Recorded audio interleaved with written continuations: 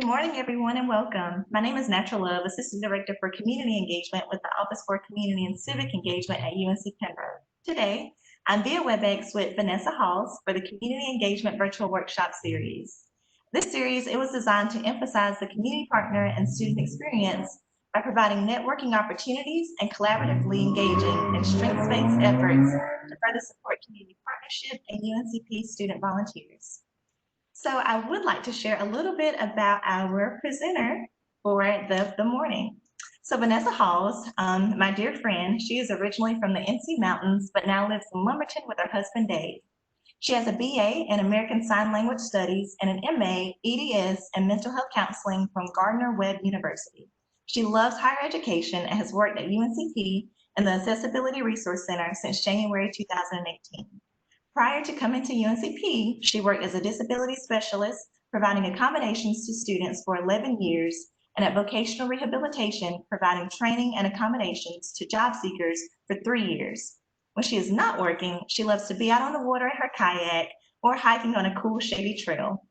So I invite you, for those listening, for those watching, during today's presentation, just be prepared to learn about common accommodations, universal design principles, person-first language, and how to best work with individuals with both visible and invisible disabilities at your organization. I'm turning it over to you, Vanessa. All right, thank you so much. Good morning, everybody. Like she said, my name is Vanessa, and I get to work here in the Accessibility Resource Center at UNCP. I am the interim director and ADA 504 coordinator, so my job is not boring. There is never a dull day here, but it's good. I so enjoy what I get to do. It also means I get to talk with people like you about disabilities. Working with students with disabilities, you may find yourself at one time or another working with students with disabilities, maybe as an employee, intern, volunteer. You may have students in various settings. So let's talk a little bit about how you may encounter working with these individuals and some things to keep in mind. Diversity. I like what Kofi Annan said. He's the former Secretary General of the UN. He said, disabilities are yet another manifestation of global diversity. Let us always be committed to the fundamental principles of dignity and equality for all human beings. How very true. To show respect and kindness to everybody, whether or not they look like us, whether or not they act like us, whether or not their abilities are just like our abilities. Respect and dignity goes such a long, long way. And it's important to remember something I say every single day. If you've seen one person with a given disability, you've only seen one. There's truly more than meets the eye. So many disabilities are on a spectrum. But even before we talk about that, let's talk about visible versus invisible disabilities. When you think about disabilities, you often think about the things you can see. With visible disabilities, you may know somebody has a disability if it's a physical disability, if there is part of their body that is formed different, if there's a hand that doesn't open completely, if there's a limb missing. What if there's cerebral palsy? You may see them drawn to one side or another. They may favor one side. If they're blind, you may or may not know if somebody is blind. If they have a white cane with a red tip, if they have a service animal, sometimes they'll wear sunglasses if they have some usable vision. Sometimes you can see if a person's blind, sometimes you can't. If there's a mobility impairment, you may know that person has a form of a disability because they're a wheelchair user. So you can see how they get around. They get around on wheels. We use our feet. It's just a different way to get around. Probably where most disabilities lie would be in the invisible disabilities category. You can't just look at somebody and at first glance say, oh, that person's deaf. No, that person's actually hard of hearing. We'll talk more about the spectrum in a minute. You can't look at somebody and go, you know what, that person has a learning disability. It looks like a math disability. Or I bet that person, they're dyslexic. With the visual impairment, there again, you may or may not be able to see. I know I used to work in the library when I was a student at Gardner-Webb, and there was a student who would never look me in the eye. He always looked down, and I thought, how rude. I'm talking to you. You won't look me in the eye. Later on, I realized he had a visual impairment. So if he did look me in the eye, it wasn't clear. What he could see was different than what I saw. So I learned very quickly he wasn't being rude. He just saw differently than I see the world. One of the biggest categories that we serve here in the Accessibility Resource Center at UNCP are chronic health conditions. Think about that. You can't necessarily look at somebody and say, you know what, that person has chronic migraines, that person has Crohn's, that person has cancer. You may be able to see when they're in a flare, maybe not. There's so many things that people suffer silently with that we just don't know. You can't look at somebody and say that person has ADHD, attention deficit hyperactivity disorder. I know it. I can just see it in their face. You may be able to tell by their actions sometimes, but you may not. ASD, autism spectrum disorder. You may or may not be able just at first glance to be able to tell if somebody's on the autism spectrum. And I would just caution you, be very careful because you don't know where somebody is on the spectrum.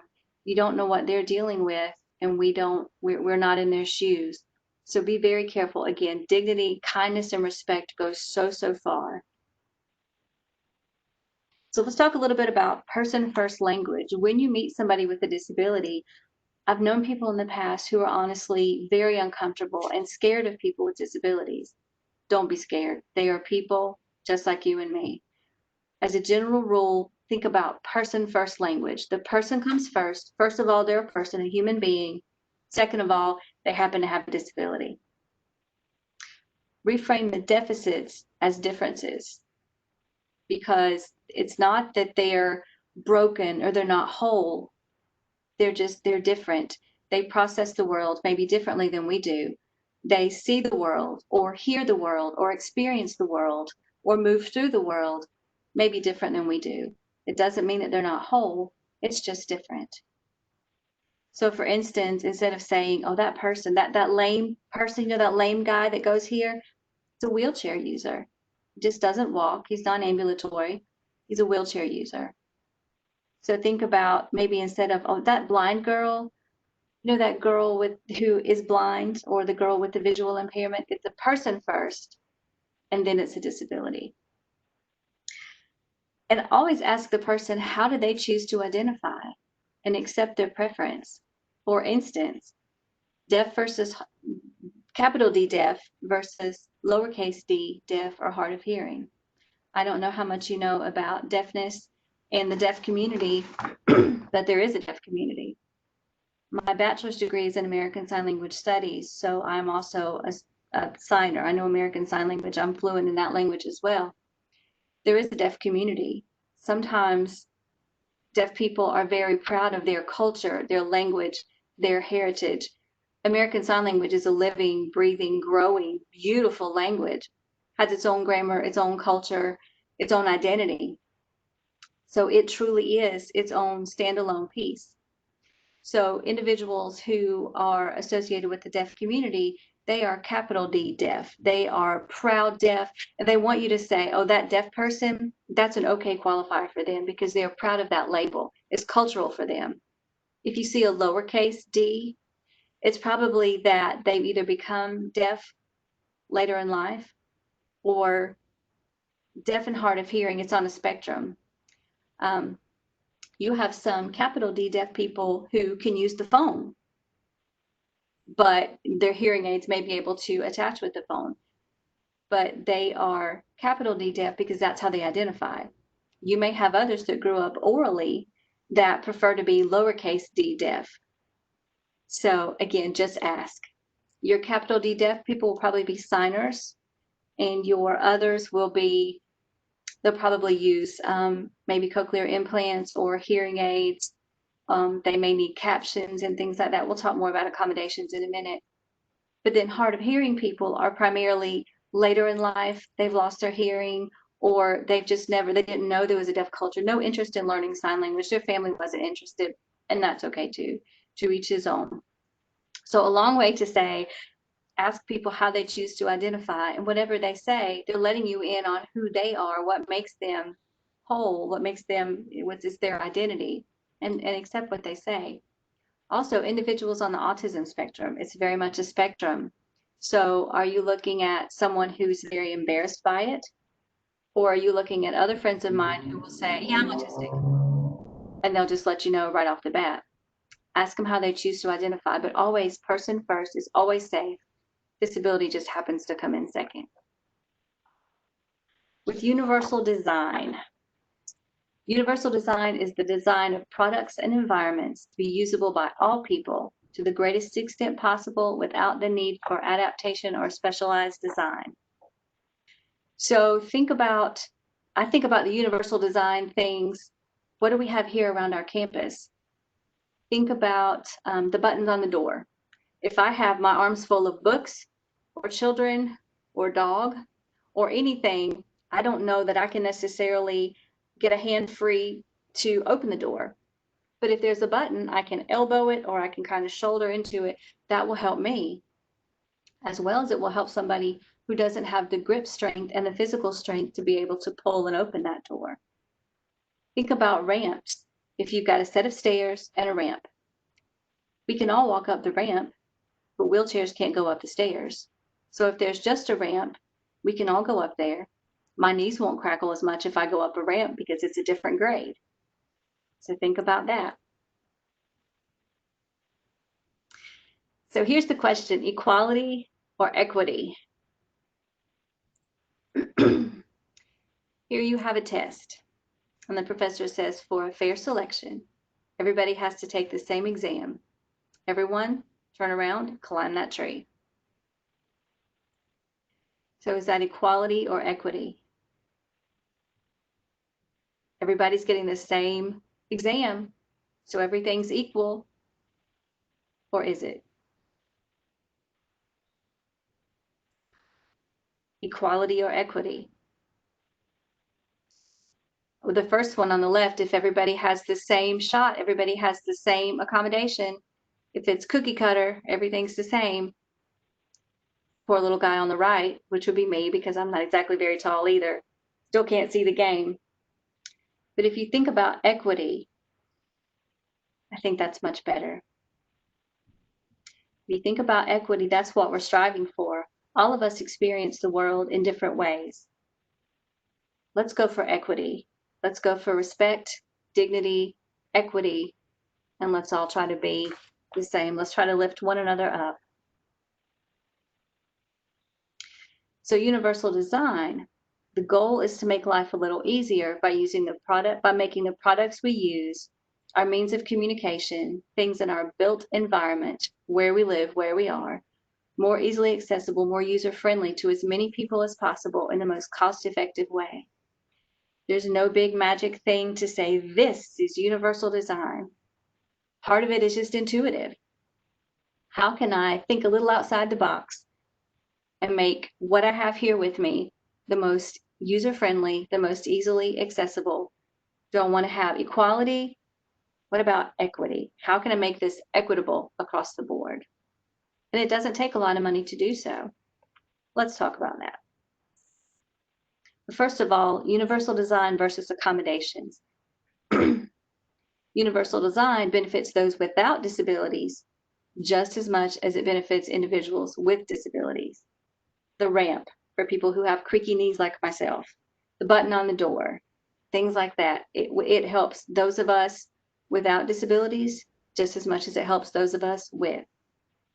Accommodations are made for specific individuals with disabilities, because a sign language interpreter for someone who's deaf is not necessarily going to help you and me, but it's going to give them access to the lectures, to whatever they have in their environment.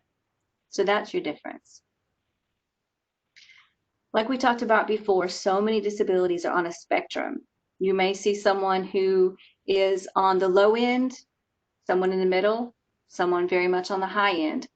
If you've seen one person with a disability, you've only seen one. So if you are working with somebody who is visually impaired to blind, here's some things you could think about. And also think about the reasons that we may be visually impaired or blind. This may be something that is genetic. It may be something that's caused by an injury or something that is progressive, hereditary, degenerative. It may be age-related. Our vision does not typically stay the same over the lifespan, nor does our hearing. So something with color contrast, light on dark or dark on light. So if you haven't ever tried it, look at, of course, we usually look at dark print on a light background. Flip that around. How much more does it pop if you have light on a dark background?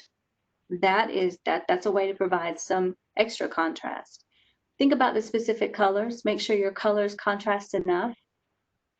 Make sure you have an unbusy background. This background is kind of bland, but there's not a lot going on, so there's not a lot of places for your eyes to get lost. What if your eyes jump a little bit? It's going to be harder to focus. Take away as much of the busyness as you can. Make sure that, again, the colors are good enough. Think about color blindness. You have a lot of blue-green color blind, so it's best not to have everything written in blue because then some of that just goes away. I've talked to students here on campus, and they knew they were missing things, but they truly couldn't see what they were missing. The professor would write the lecture in blue and green, and they knew they were writing, but they didn't know what they were seeing. So think about that. Maybe large print would help. So what font size do they need? Is it something like just maybe 14 or 16? Would it go up to 18? What's going to make it comfortable? Because you and I can look at something at a glance and we've got it. What's going to be comfortable for them? And it's fine to ask. Think about large print. You know, when I'm even in a dark restaurant, I like a larger print menu so I don't have to look so hard and look so long. Think about those things. If a person is completely blind, maybe they need Braille. So if you need Braille, we can always talk to you if you have questions about Braille production, how and where to get that done. We do a good amount of Braille production here when called for. Think about that. Maybe the person has their own refreshable Braille display. They probably are going to have some equipment that they have already had. Division of Services for the Blind works with them and can provide that equipment as well. Something else to have on hand, what about handheld magnifiers? Do you have a dome magnifier, which is just a little, it looks like a dome. You put it over the words and it blows up the words underneath that glass dome, and you just move it across the sheet like you would when you're reading. A sheet magnifier, you can get them at the dollar store, and my goodness, they help so much. They're just the flat sheet magnifiers. Get them for $1, put them down, they magnify everything on your page. A lot of our students here will use that. And then the looking glass ones that you see in the detective shows, those help. Those are good for looking at, I've seen students use them in the sciences to look at a plant or a specimen, to be able to look in and see what they need. If you have something like this available, then students and volunteers, interns can pick it up when they need it. Simple. Voice output on a computer. If you have someone who needs to listen as opposed to read, do you have a speaker on your computer? There are lots of screen reading programs. JAWS is one if you are completely blind that you can use. There's different screen readers out there. There were free ones that you can download. Sans serif fonts are the best if you're doing things like this. Screen readers tend to read them the best. The serif is the extra little piece on some of the letters. It's better if that is not there, but screen readers they're much better than they have been in the past. So think about things like that, and don't be afraid to ask your student, your volunteer, your employee what they need. They'll tell you what they need. Also, hard of hearing to deaf. So you may have somebody who's just hard of hearing. Again, it may be because of an accident. It may be age-related. It may be hereditary. It may be degenerative. It may be that they were born this way. It could be any number of things.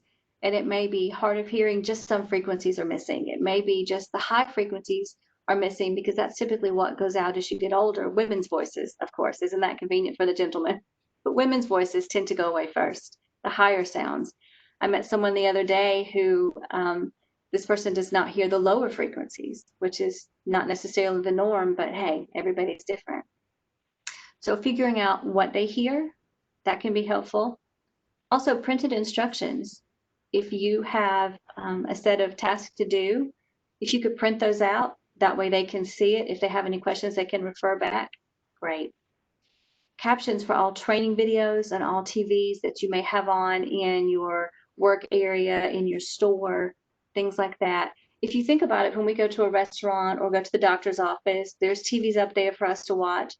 Make sure yours, like theirs, has captions on. Because if I'm looking at it and I can't access the information, it becomes very boring very quickly. It's not accessible, it's not welcoming. Make sure if you have training videos, if you're doing any videos, make sure those captions are accurate because that's how they are interacting and responding to the material. So make sure they're 98 to 99% accurate. Make sure that it's good information so the person's not lost. Don't be afraid to try and communicate. Learn a few signs. The deaf individuals that I met when I was starting to learn sign language were so very gracious, so very gracious. I would try to sign and they would correct me and say, this is what you meant to say. And I'd say, that's right, that's what I meant to say. Can you show me again? Don't be afraid to learn a few signs. If you have someone who relies heavily on lip reading, don't exaggerate your lip movements. If you do that, if you exaggerate, well, now they're trying to figure out what it is you're doing and what it is they're actually looking at. So don't just speak as normal. Don't vary your speed. Don't exaggerate anything. Speak normally. That's what they're looking for. That's what they're hoping for. Make sure you always turn to the person when you talk to them. If they can't see you, they're not going to be able to hear you clearly. So something that simple. Don't stand with the sun or a big light behind you. You may have a lovely halo coming behind you, but that glare, you're going to see more sun around and you'll be able to see the person's face less. So just things like that too. With mask and face shields. If you work with somebody in an internship setting or a student or an employee in this COVID-19 era, of course, we need to make sure that we have appropriate face coverings. If you have someone who relies on lip reading, how do you do that?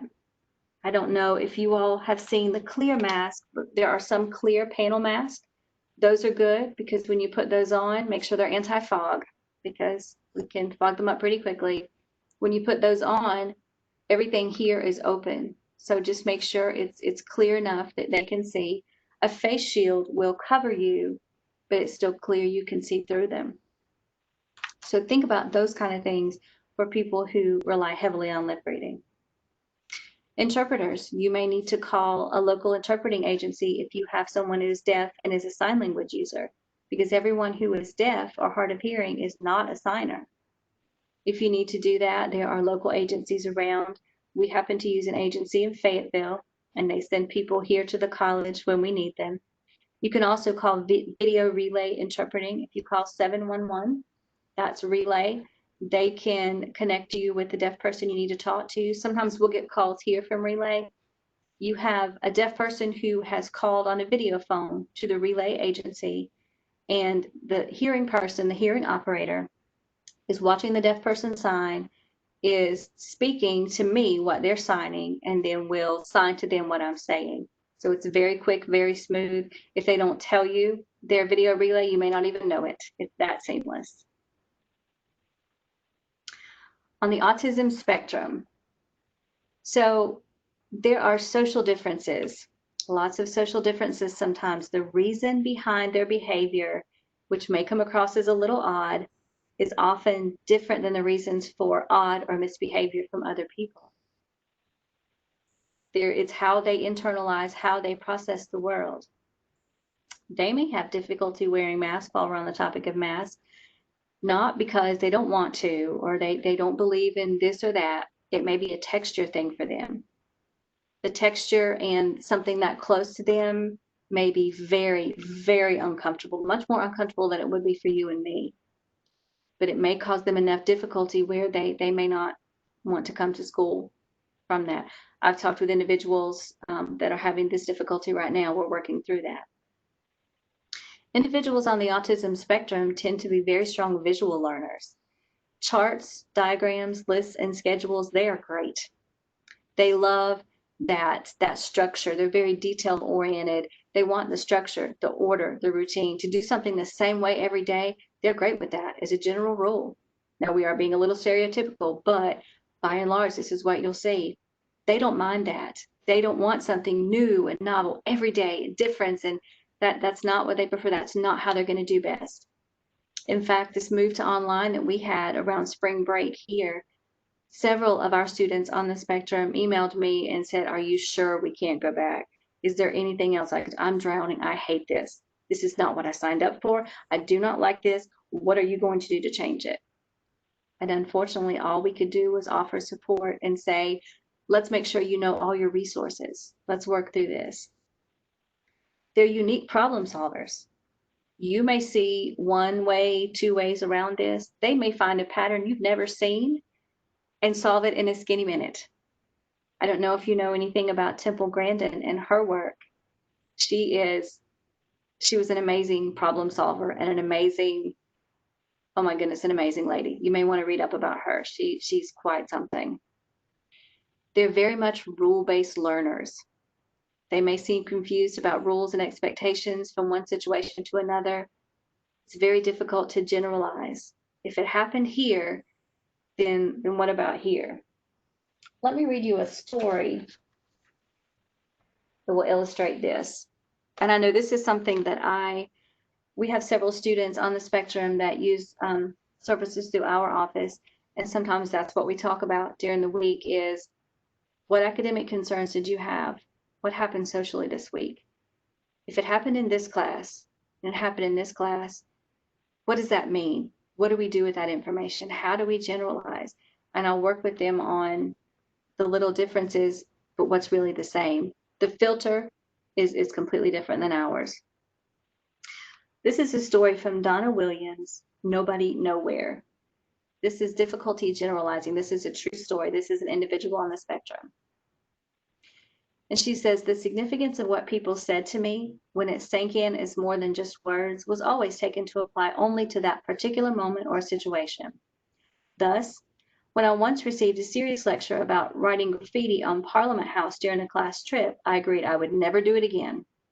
And then 10 minutes later was caught outside writing different graffiti on the school wall. To me, I was not ignoring what I had been told, nor was I trying to be funny. I had not done exactly the same thing as I had done before. My behavior puzzles others, but theirs puzzled me too. It was not so much that I had no regard for their rules as that I couldn't keep up with the many rules for each specific situation. Think about that. How much do we take for granted that we can generalize and just move forward quickly? Individuals on the spectrum can't necessarily move forward and generalize as we can. They perceive the world, they interact with their world in a different way. So being implicit, stating something outright is not necessarily a bad thing. It's actually a very good, very comforting thing. Sometimes with students here, we will keep rule books. What have you seen? What do you need to remember? Always do this. When you're writing an email, something as simple as when you're writing an email, make sure you always start with a dear whomever, and you end it with thank you, sincerely. Don't just jump right in. I need this. What are some of those rules and things to remember? There's another paper that I'm going to give to Natural to send out. I've actually sent it to her. It's something that the Autism Society teach. They are a wonderful group. I don't know if you know anything about Teach, but they put on workshops. They work with individuals in secondary and post-secondary education. I attended a one-day neurodiversity lecture of theirs, and it was amazing. And that's where some of this information is coming from. But I'll give you that worksheet. It was so helpful because it said, it broke it down in things like, if you see this behavior, here may be the reason behind it, maybe different than what you think. And then here's some things you can think about to help correct this, to help this keep it from happening for next time. Chronic health conditions. This is something that we're seeing a lot more often now. You may see somebody that has episodic flares, and it may or may not be predictable in frequency, duration, and severity. And think about how much frustration that can cause when you never know when it's going to hit you.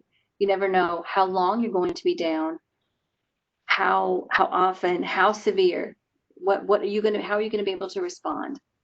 It's very frustrating for them. And I know as an employer, it's frustrating for you as well. You may need to think about scheduling issues. Reasonable flexibility is important. Reasonable, though. Encourage the individual to work ahead on task. That's one thing we do here in our office. We encourage the students who have relaxed attendance as an accommodation. It's not carte blanche. It's not across the board. If you don't feel like going, oh, you just stay home. This is you go every time you possibly can. If and when your body is in a flare, you need to already have worked ahead to the best of your ability. Create a cushion. Hopefully you'll work ahead to the best of your ability and you'll never need that cushion. Everything will go well. But in the times that it does not, what have you done for yourself to create some room in there? Because part of the nature of the beast with chronic health, it can be very unpredictable and it can be very cruel. So work with them, encourage them to work ahead on task lists, and use reasonable flexibility whenever possible. There may need to be modifications in the work area. Instead of standing behind a cash register, if they are in a flare and they can come to work, they may be very weak, very fatigued. Maybe they could sit on a high stool instead of standing. Are there tasks that involve less walking for those days? Think about different ways you can modify within reason. How can you best work with them? So we've talked about a lot of things. We've talked about individuals with disabilities. We've talked about the spectrum and how if you've seen one person with a disability, you've only seen one. So there's a lot of different places we could go. What questions do you all have?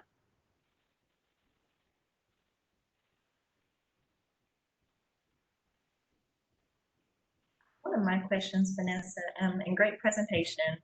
I was Thank you. taking notes as you were going along, and I learned so much. So Good, thank thank you. you. You're very welcome. So if myself or someone else, if we were interested in just learning more about how to sign, do you have any resources that you could share? If you look at your local community colleges, sometimes they will have a continuing ed class. Robson Community College sometimes has one. I could tell you there's a couple of browsers, Signing Savvy and ASL Pro. When I was learning, it was a book. You had to read, you pick up your hands, you orient your palms this way, you do this. It's so nice now, you can actually watch a person signing. So go to Signing Savvy or ASL Pro. You can type in the word and you can see a person who will sign it and sign it again and sign it on repeat until you tell them to stop. So that's a good place. Bill Vickers is another one. If you look up his information, he does like short, maybe there are 5 signs for the day or a short ASL lesson for the day. So that's a good place to start as well. If you want to just look up some information, some stories and some of them are captioned so you can look. Some of these ASL stories, ASL is such a beautiful language. It's so expressive and it's so animated. If you look at Sorensen Video Relay Service, if you look up Sorensen and look up Deaf Awareness Week, you'll see some stories. There's stories about a deaf lumberjack and a deaf tree. He's trying to cut down this tree, and they've tried every way in the world, but they realize, oh, the tree's deaf. So when they respond to the tree so the tree can understand, then it falls. You have a story about Deaf King Kong and all kinds of cultural stories. There are things like that there's enough mime and enough, I guess, enough interaction. You may or may not necessarily need to know sign language to understand those, but a lot of those are captioned too, so you can look and see. But there's a lot of good resources out there.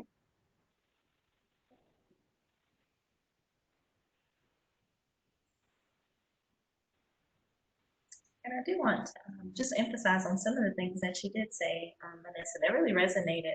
I know I think back to my time as a student and when I managed our on-campus food pantry, the Care Resource Center, and I worked with one of the students. She's one of my dear friends now, but I worked with her. She was a graduate assistant with our office, but she was an individual who had a disability and she was blind. Mm-hmm. And I think about that as I was listening to your presentation, and I think about then, like the things that I wish I knew. This is something I wish I knew, like how to, and I may be using the wrong words here, but just really how to accommodate her. Mm-hmm. because I felt even when it comes to something that we might see as so simple, whether it's like printing, like what we print and what we give, it Mhm. was always that barrier in my mind of, you know, how do I give this in a way that doesn't come across as I'm trying to be offensive? But she did have her braille that she brought. I want to say it was one of her braille that she brought with her, and she was so great. I mean, just with everything between the tasks that were given, and just a great overall person. But I bring that up just to ask, as I don't know, as I'm thinking about some of the students that work within our office, what would you suggest, or maybe some tips, or maybe some resources that we could provide to them, like as they're working with students who may present with a disability? Well, and I'll tell you one thing about accommodations, and I'll come right back to your question. Okay. With accommodations, if you have a disability, it's something that substantially limits one or more of your major life activities. That's what the Americans with Disabilities Act, what the ADA says. So what we do in terms of accommodations, we will figure out, so where are you limited? Where's your playing field not level for the ADA? So if we can figure out if they are blind and if they need access to the printed material, so we've got Braille, for instance. So if we can give them Braille, we level their playing field. So we'll figure out what the limitation is, level that playing field, take away that limitation, and then they're just a UNCP student like anybody else. They can show how much they know. It's completely up to them. We provide the access, and then they'll take it from there. Sometimes, I mean, I know even later this week, I'm going to speak with another group on campus about this is what the Accessibility Resource Center can do. These are the services that we provide. Here's how you have access to our services. Here are some things that you may come across. If students ask you these questions, here's some general answers. You know, please have them come see us. But just raising some awareness. We're always happy to come talk with individuals and come for a tour of our office. Come look at the accessible technology and the assistive technology.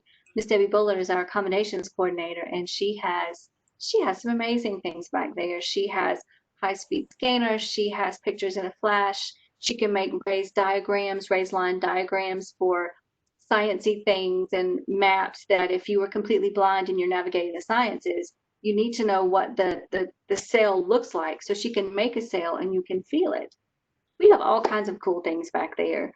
Um, we have screen readers programs. We have Kurzweil, for instance, that it's good for individuals with low vision, but it's also good for individuals who may be dyslexic or may have a processing disorder, where if they can hear it, they'll get it. But if they have to read it on their own, the process it goes through that filter is not the same as ours.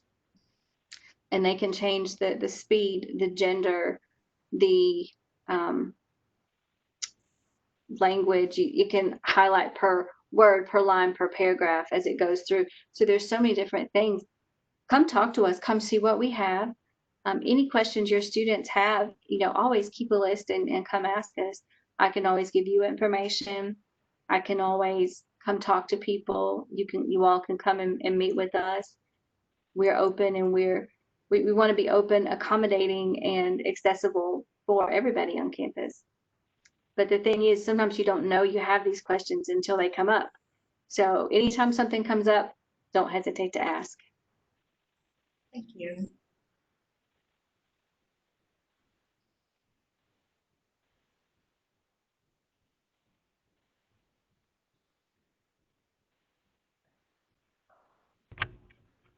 Hello, this is April. I want to say wonderful presentation, Vanessa, and I'm so glad that you brought up the face mask, because that is something that I'm really trying to relay out in the community to individuals. Especially for individuals that have to see facial expressions or read lips. I tell people, make sure you always keep in mind of the mask that is appropriate for the individuals you're going to be encountering or going to be around. Also, I thank you for mentioning for individuals, some may just not be able to wear a mask. And with some of the families I work with their kids, they're just not able to. Dealing with, like the sensory issues, and then some may just can't, that you can't put on one or take one off. So I'm glad, Yes. those guidelines are in place, but it's just something that we still need to really keep educating the public about. And I thank you for doing that. You're welcome. Thank you for bringing that up.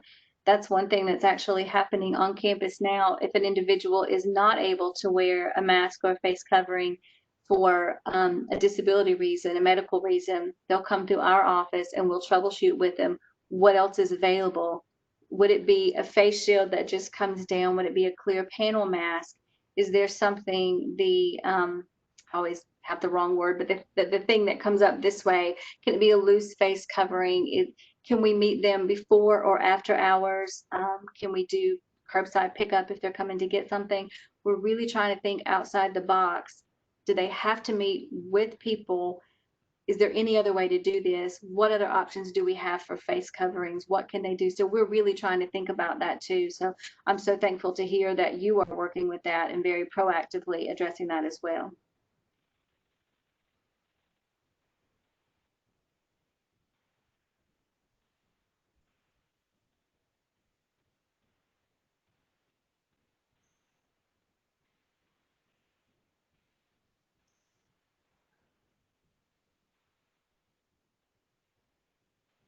And April, while we have you on the call, if you're interested in receiving the info sheet that Vanessa, she sent to me this morning, the info sheet from Teach, I would be happy to send that to you via email if you'd like.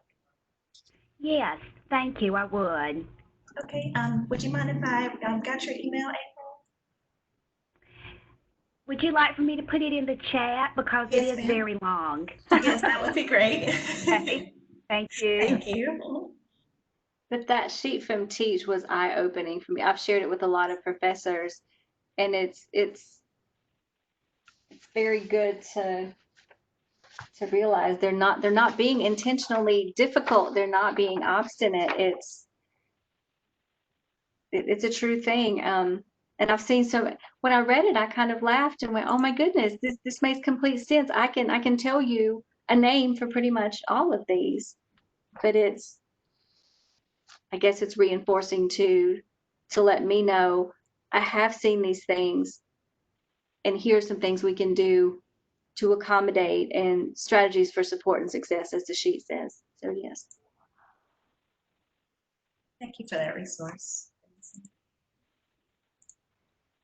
And if you have any other specific questions about other specific resources, I can tell you different organizations that work with different groups of individuals. Our AHEAD and NC AHEAD, that's the Association of Higher Education Disabilities. We are very active with national, but especially our local, our state chapter, North Carolina AHEAD. They have a lot of good information, so check out their website. They do a lot of trainings, Teach. They do a lot of trainings for autism and autism awareness. There's Autism Awareness Month. It's something that I think there are more accommodations being put forth today. So you see more of these individuals out in society. You see them coming to school. You see them more out in society. I think there's more individuals are being diagnosed and being diagnosed more accurately. So we know what we're looking at more accurately today.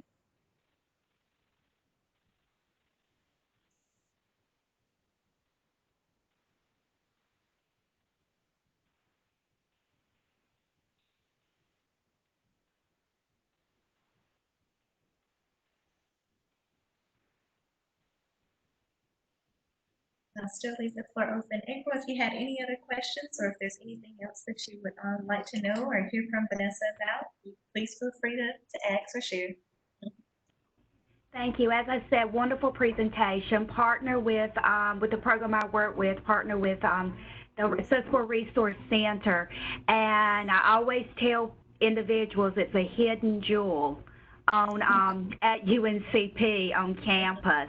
Just the wonderful, services that they offer. And I've already connected my parents that I work with. I specifically have a few that are rising juniors and one that's a rising senior. And they are looking at attending a higher level of university. And, I always say, go tour UNCP and they will make sure it is accessible for your child.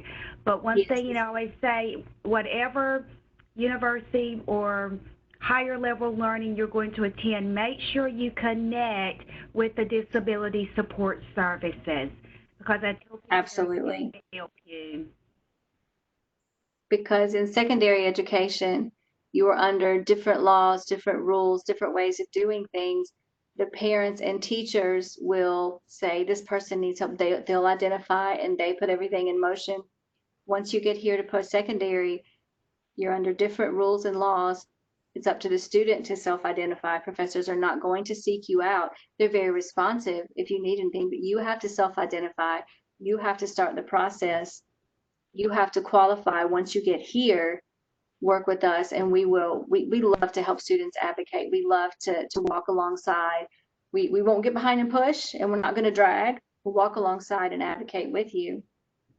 So there are a lot of differences there, but it's once they get here and to see them bloom and grow and develop and become their own self-advocate and become independent and work us out of a job, it's wonderful. It's wonderful to see students get what they need.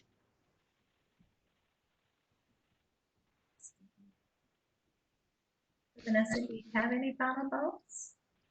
I would just like to say thank you for the opportunity. I've enjoyed getting to talk with you this morning, getting to share a little bit about what I do. I love what I do.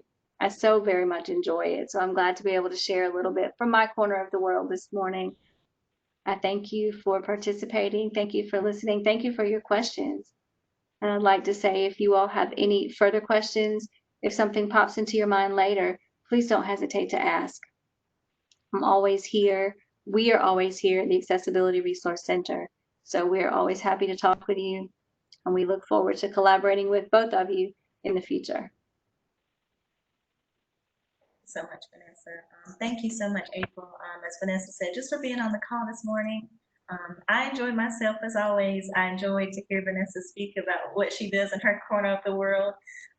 But I'm just so thankful just for your collaborations, for your support and encouragement as we all continue to prepare and get right when students return. So I thank you, Vanessa, for the work that you do. Thank you, April, for the work that you do.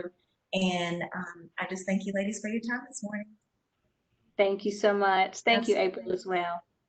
Thank you, and have a great day. You all Thank as well. you. You Thank ladies. you, Vanessa. Thank you. Take care. You too. Thanks.